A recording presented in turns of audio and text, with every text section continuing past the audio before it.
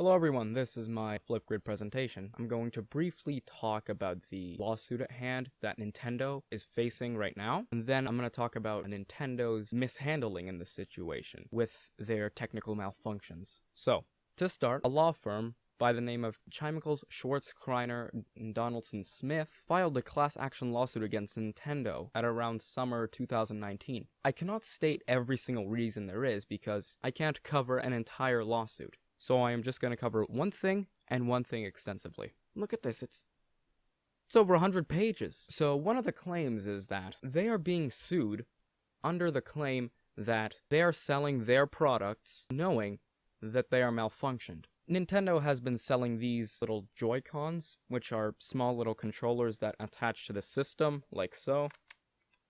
Right side and left side. And they've been selling these since 2017, around when the Switch launched. And they are extremely versatile. You could play it like a handheld, you can detach them and put them in the grip, so it looks like a traditional controller, like so. You can play them detached, so you could play like this. You can even see the tiny buttons right here. See the red buttons right here? Those are shoulder buttons, so you could play like this. Anyways, JoyCon Drift is when the Joy-Con detects movement without you touching it at all. This can be extremely annoying when you're playing a game such as, let's go with Mario Kart. Say you're playing Mario Kart and once the race starts, your character just drives off the main road.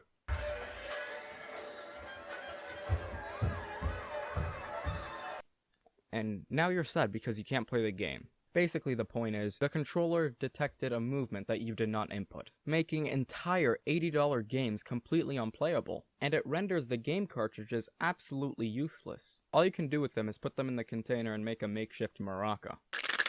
And this isn't just some sort of uncommon occurrence, this is very common. IGN, which is a video game publication, made a poll and over 30,000 people voted, and out of that data, over 72% of people reported to have JoyCon Drift, which is absolutely terrible considering the price. Now, there is something you could do if your Joy-Cons start drifting, is contact Nintendo, then have Nintendo misspell your name in the ticket, put the Joy-Con in a small box with some packing material, send it out to Nintendo, and within a few weeks to a few months, you get the Joy-Con back, depending on where you live. Originally, when the Switch launched, Nintendo provided a warranty that lasted for a year, and that basically covers all technical hiccups. That includes drift, dead pixels, the speakers don't work. They wouldn't cover stuff like water damage, lack of care, basically negligence. If your Joy-Con started to drift within that 1 year, you actually have to go out of your way to provide proof of purchase. Once the warranty expires, and your Joy-Cons start drifting again, you will have to pay them $40 American dollars, which is as much as one Joy-Con.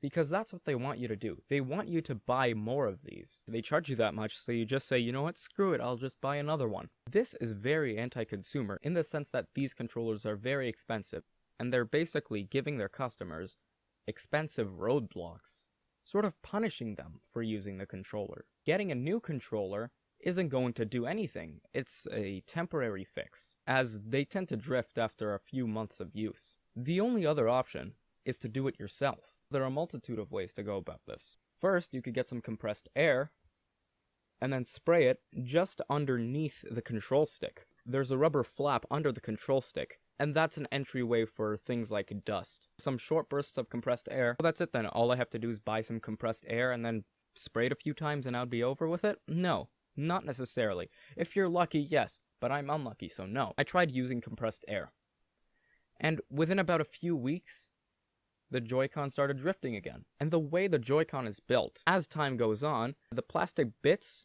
inside the joystick, they start causing a lot of friction. And that friction causes a bunch of shredded plastic to build up. And that throws off the sensor inside of the Joy-Con. There is one other way, but it's much harder. Doing the entire repair yourself. Opening up the controller, and then replacing the sticks.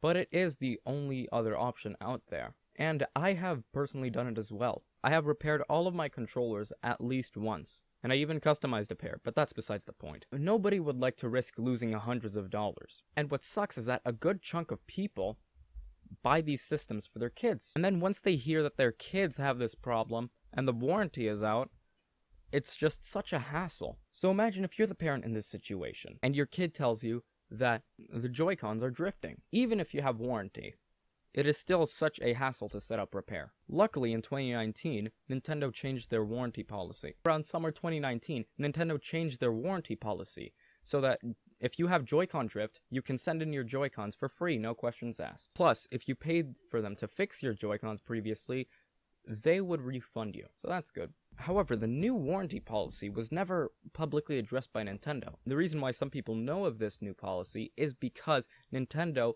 leaked an internal memo to Vice Games, and then later on that internal memo got sent to other companies too. They didn't address this on their website or on any of their social medias, which sort of makes sense in an economic way as they don't want to spend that much money, but it's such a bummer for the consumers, as the everyday common man would not know any better. Unless you're constantly up to date on what they're up to, you're never gonna know about this, and would possibly resort into buying more controllers. A few months later, in September of 2019, Nintendo released the handheld version of their console called the Switch Lite, which is basically the same as a regular Switch, except that the Joy-Cons are permanently attached to the screen, so it's one body. That's the whole concept. It's a smaller, lighter, more budget version of the regular Nintendo Switch. Those systems suffered from drift as well, which means you had to send in your entire system to Nintendo. The Switch Lite was also then added to the lawsuit itself.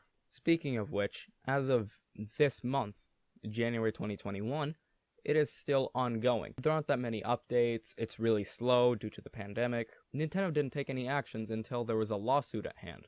In conclusion, the Joy-Cons have a high failure rate. Nintendo didn't do much about it until there was a class action lawsuit filed against them. They never publicly announced their free warranty. They encouraged people to buy more controllers, and they were basically denying that JoyCon Drift exists. Well, that's it. Thank you for watching my Flipgrid assignment video presentation. I'm gonna go play some Mario Kart.